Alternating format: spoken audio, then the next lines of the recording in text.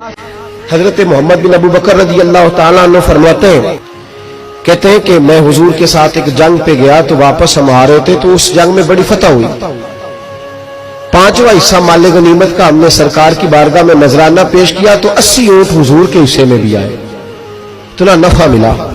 واپس آ رہے تھے تو ایک جگہ شام کا وقت ہو گیا، کچھ علاقہ اچھا ملا تو حضور نے فرمایا سفر آگے نہ کرو، یہی پڑاؤ کر لو، پتہ نہیں آگے جا کے کوئی ایسی اچھی جگہ میسر آئے نہ آئے.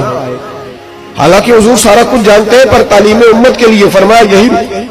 کہتے خیمے لگ گئے، رک گئے، ایک ایک خیمے میں 2-2 4-4 آدمی. فرماتے میرے خیمے میں حضرت محمد بن ابو بکر جناب ابو بکر کے صاحبزادے، تو میرے خیمے میں جو صحابی تھے نا وہ بڑے موٹے تازے تھے، بڑے وجود ان کا، بسطۃ فی العلم والجسم، موٹے تگڑے. مغرب کی نماز پڑھنے ہم حضور علیہ الصلوۃ والسلام کی بارگاہ عالی مرتبت میں حاضر ہوئے، حضور کے پیچھے نماز پڑھی اقتداء میں. کہتے نماز مکمل کر کے نا تو صحابی کا دل کیا میں دست بوسی کروں. اس زمانے میں لوگ لکڑی کے جوتے پہنتے تھے، کھڑاؤں کہا جاتا تھا. حضور کے قدمین شریفین پر نالین مقدس نہیں تھے اور حضور کا وجود نا بڑا نازک تھا. صحابہ کہتے ہیں جب دست مبارک میں ہاتھ ملاتے تھے تو حضور کا دست مبارک کستوری سے زیادہ خوشبو والا ہوتا اور برف سے زیادہ ٹھنڈا ہوتا. تو فرماتے حضور کی بارگاہ میں نا نماز کے بعد جب صحابہ بکھرے تو وہ بھی آگے بڑھے سلام. یہ کچھ لوگ آتے ہیں سلام لینے، مجھے بڑی تکلیف ہوتی ہے جب دھکے لگتے ہیں نا تو میں کہتا ہوں یار نہ آیا کرو، ہم کون سا کوئی اتنے اعزاز والے لوگ، پھر دھکے لگ. اور کچھ اتنی محبت سے سلام لیتے ہیں، اتنی محبت سے سلام لیتے ہیں کہ کئی دفعہ جوڑ ہل جاتے ہیں، اتنا زبردست سلام لیتے ہیں. وہ پیچھے کھڑے ہوتے ہیں تو ہاتھ کھینچ لیتے ہیں. اب وہ طبیعت بھی نہیں چاہتی کہ کسی کو کچھ کہا جائے، لیکن وہ بعد میں محسوس ہوتا ہے کہ یہ محبت ہوئی ہے اور محبت میں معاملات بڑے دور نکل جاتے ہیں. کئی دفعہ اس سلام لینے کے لیے جب آگے بڑھے نا تو جوش میں دوڑ کے آگے بڑھے. حضور کے دستے مبارک کو چوما، لکڑی کے جوتے پہنے تھے، حضور کے قدم مبارک پہ جوتا نہیں تھا. انہوں نے اپنے پیر سے حضور کا پیر دبا دیا. تو جو ہے میری بات پر، یہ باٹا کے جوتے پہننے والا جب کسی کا پیر دباتا ہے نا اور بندہ بھی تگڑا ہو تو ایک دفعہ سمجھ آتی ہے کہ کسی نے پیر دبایا ہے. تو محبوب کے دستے مبارک میں چھڑی رہتی تھی، سنت مبارکہ چھڑی رکھنا آسام بات. جب اس صحابی نے پیر دبایا نا تو نبی پاک اب وہ چھوڑ بھی نہیں رہے، دیر ہو گئی، پیر پہ پیر رکھ کے کھڑے.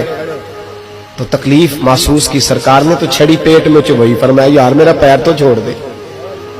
اب وہ پیچھے ہٹے تو بڑے پریشان ہوئے کہ یہ مجھ سے کیا ہو گیا، کانپنے لگے، رونے لگے. حضور نے فرمایا کوئی بات نہیں جاؤ.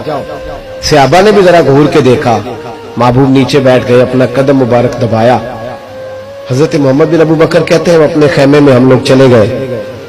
عشاء کی نماز بھی حضور کے پیچھے پڑھی پر وہ صحابی ساری رات سو نہیں سکے. یار یہ مجھ سے کیا ہو گیا، گرا جول کی نگاہ سے وہ سنبھل نہیں سکتا، میں نے حضور کو تکلیف دی، محبوب کو تکلیف دی. کہتے وہ تڑپنے لگے، رونے لگے.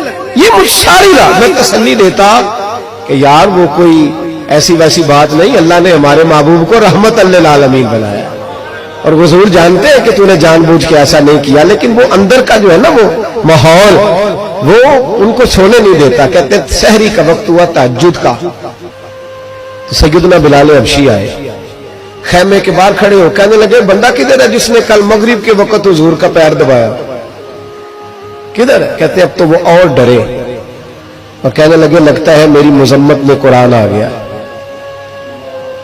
محبوب کی غیر ارادی بے ادبی بھی اللہ کو پسند نہیں. کہا لگتا ہے آیتیں آ گئی، پتہ نہیں میرے بارے میں کیا حکم آیا ہوگا. آپ اپنے ابا سے کہہ کے میری سفارش کرائیں گے، جناب صدیق اکبر سے کہیں گے کہ ایسا نہ ہو کہ میری دنیا بھی جائے اور آخرت بھی جائے. کہتے تڑپتے سسکتے درے رسول پہ پہنچے، سحری کا وقت حضور تشریف فرما ہے. کہتے اب میں اور وہ منتظر تھے کہ کوئی ایسا حکم آئے گا، پتہ نہیں کیا بنے گا اور اس حکم کے معاملے میں پھر کہاں تک بات جائے گی. قربان جائے جب حضور کے سامنے کھڑے ہوئے تو سارا کچھ جاننے والے محبوب نے اپنی امت کی تعلیم کے لیے فرمایا بھائی عشاء کے بعد ہی تجھے بلانے کا ارادہ ہوا تھا، پھر خیال آیا کہ تو کہیں سویا ہوگا، سحری میں لوگ اٹھ جاتے ہیں تہجد کے لیے، اس لیے تجھے بلایا ہے. فرماتے اب انتظار تھا کہ وہ بڑی بات آئے، ڈر رہے تھے، لیکن قربان جائے نبی پاک نے پیر دبانے کا ذکر ہی نہیں فرمایا.